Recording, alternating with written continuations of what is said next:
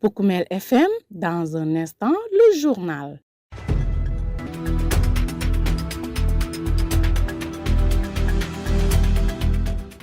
À l'écoute de Poukoumel FM, la 106.0, votre radio au service de toutes les communautés. Tout de suite, un nouveau point sur l'actualité régionale. À la une de cette principale édition, Journée mondiale contre l'esclavage des enfants, ce 16 avril, à Goudomp, des centaines de mineurs encore exposés au travail forcé et à l'exploitation. Le CDPE appelle à une vigilance accrue des parents et à une meilleure protection de l'enfance.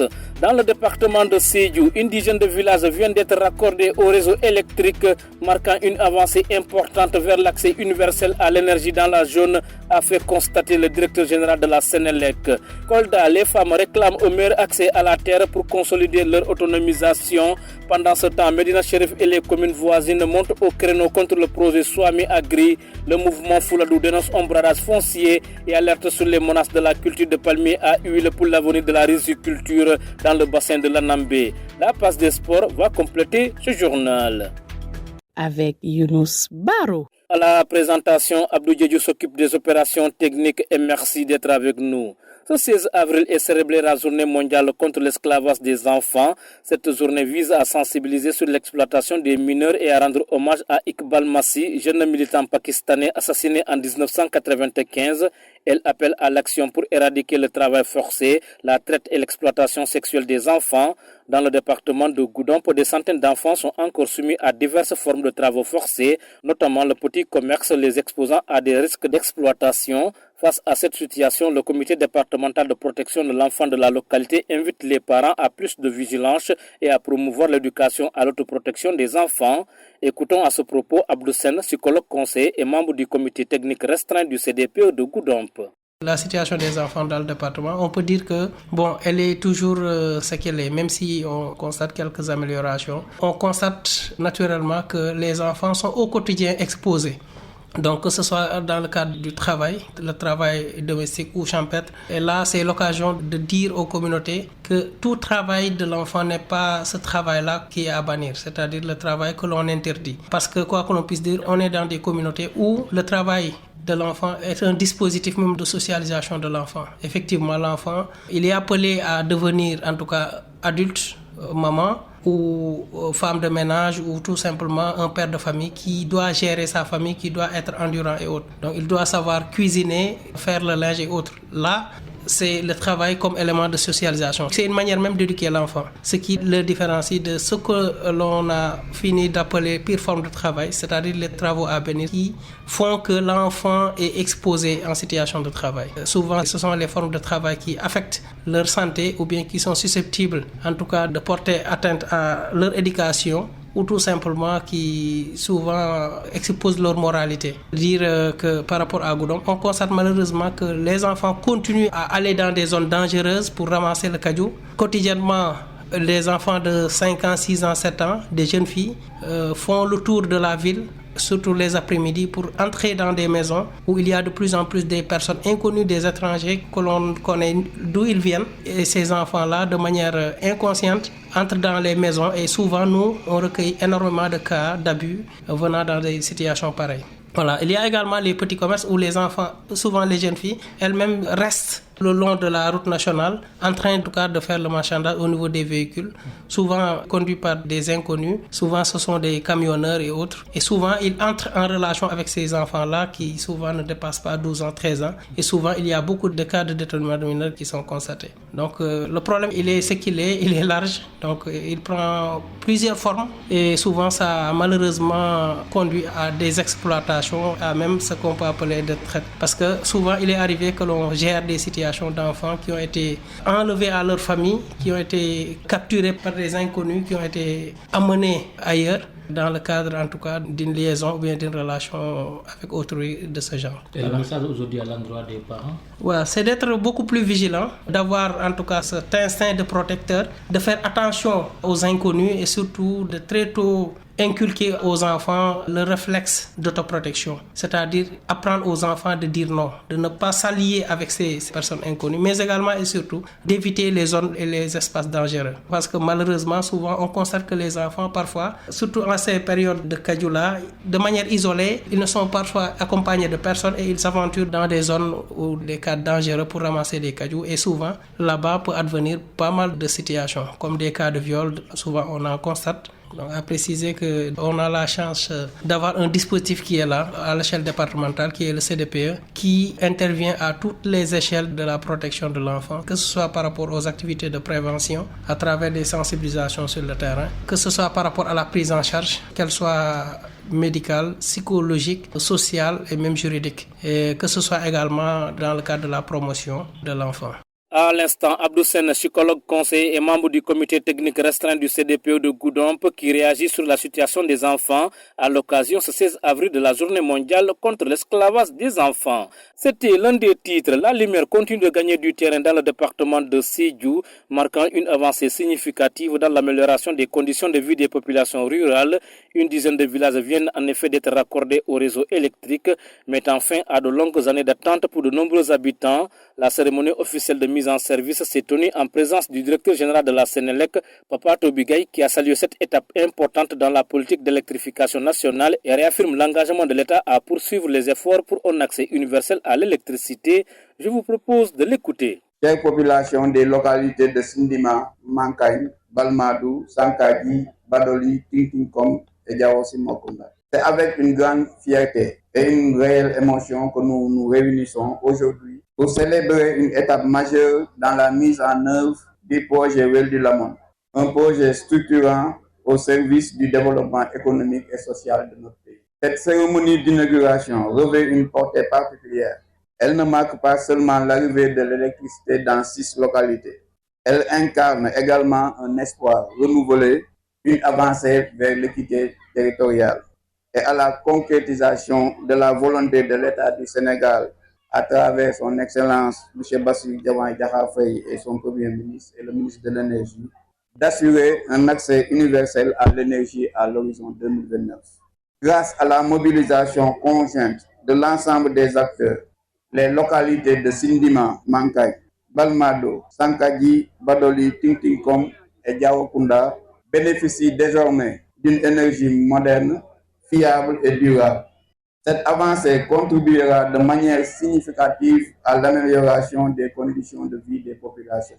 En effet, l'électricité dépasse largement la simple fourniture de lumière. Elle constitue un levier essentiel pour améliorer les conditions d'apprentissage de nos enfants, renforcer l'efficacité des structures de santé, stimuler le développement des activités économiques et offrir de nouvelles opportunités aux femmes et aux jeunes.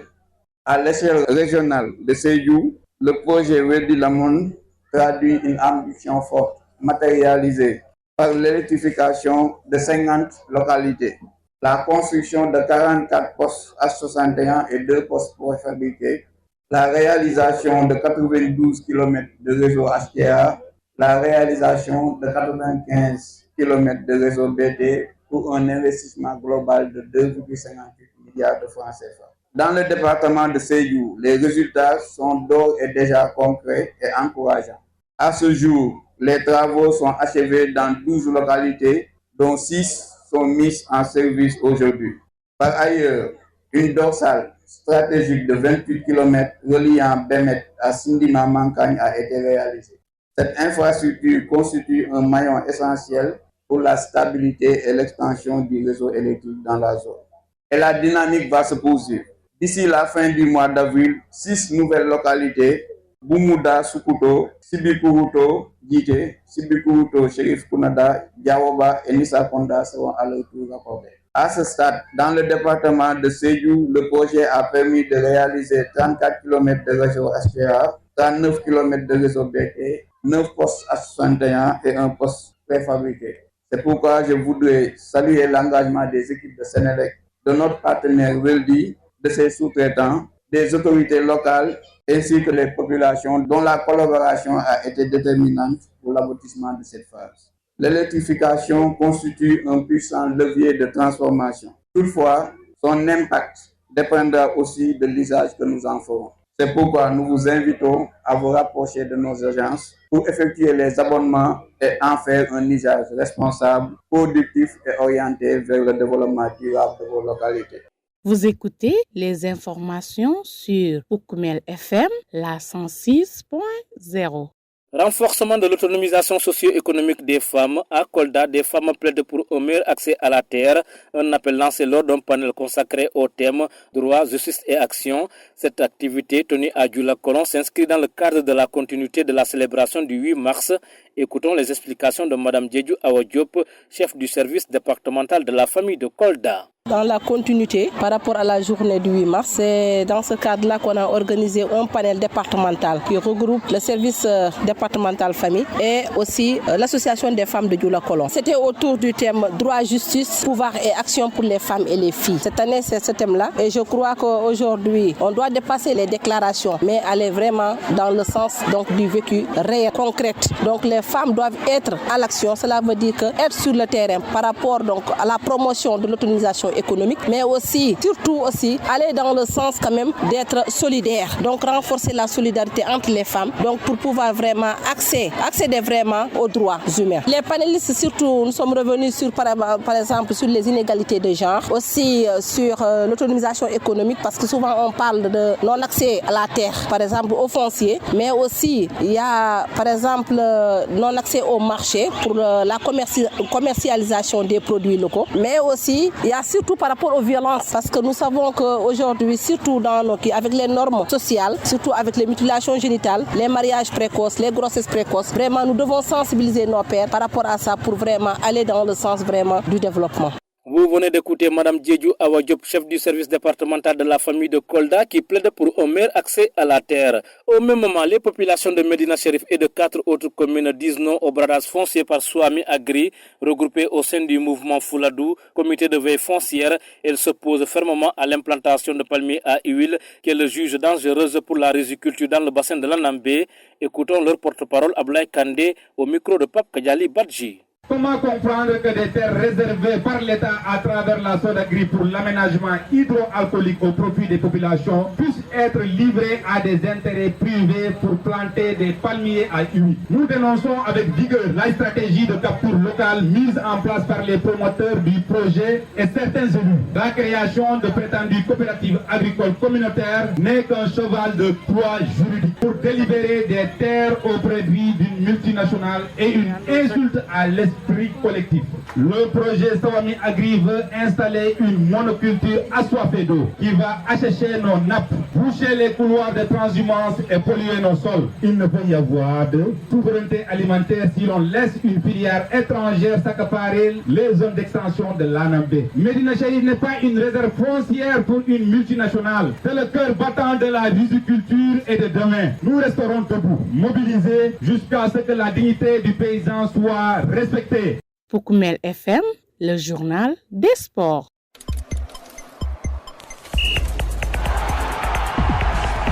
En sport, à quelques mois de la CAN féminine 2026, l'équipe nationale du Sénégal intensifie sa préparation avec une double confrontation amicale face au Burkina Faso. Les Lions, dirigés par Mamoussa Sissé, accueillent les étalons dames les 13 et 16 avril au stade Abdoulaye Wade de Diamniadio. Ces deux rencontres serviront un véritable test pour le groupe de Korkafal, appelé à jauger son niveau avant le rendez-vous continental prévu les 25 juillet au 16 août au Maroc. A noter que le Sénégal évoluera dans le groupe A aux côtés du Maroc, de l'Algérie et du Kenya. Et puis, à quelques jours de leur entrée en lice face au Sénégal à la Coupe du Monde 2026, l'équipe de France peaufine sa préparation avec une ultime rencontre amicale contre l'Irlande du Nord avant le choc prévu le 16 juin contre les Lions. Les hommes de Didier Deschamps disputeront 2 matchs de préparation au début du mois de juin. Le 4, les Bleus affronteront la Côte d'Ivoire au stade de la Beaujoire à Nantes avant de boucler leur mise au point face à l'Irlande du Nord. Cette dernière rencontre annoncée par le président de la Fédération française de football, Philippe Diallo, se tiendra à Lille au stade Pierre-Mauroy. Dans la foulée, les coéquipiers de Kylian Mbappé s'envoleront pour les États-Unis où leur camp de base sera installé à Boston dans le Mocha Chouette en vue du mondial organisé conjointement par le Canada et le Mexique. C'est tout pour la passe des sports qui referme d'ailleurs ce journal, le rappel des titres.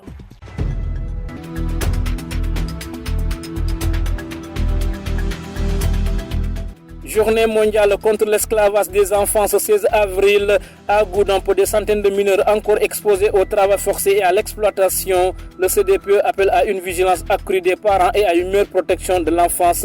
Vous avez entendu Abdou Sen, membre du comité technique restreint de la dite structure. Dans le département de Sédhiou, une dizaine de villages viennent d'être raccordés au réseau électrique, marquant une avancée importante vers l'accès universel à l'électricité dans la zone, a fait constater le directeur général de la Sénélec. Vous l'avez également entendu. Kolda, les femmes réclament un meilleur accès à la terre pour consolider leur autonomisation. Pendant ce temps, Medina Chérif et les communes voisines montent au créneau contre le projet Swami Agri. Le mouvement Fouladou dénonce un bradage foncier et alerte sur les menaces de la culture de palmier à huile pour l'avenir de la riziculture dans le bassin de l'Anambé. Vous avez également suivi tous les détails. La passe des sports a complété ce journal, mise en onde par Abdou Diédhiou, que nous remercions infiniment. À la présentation, c'était Younous Baro. Mesdames et messieurs, une fois de plus, toutes nos excuses pour la non-disponibilité de la version mandingue. La rédaction de Poukoumel FM vous donne rendez-vous demain avec d'autres infos. Merci et au revoir.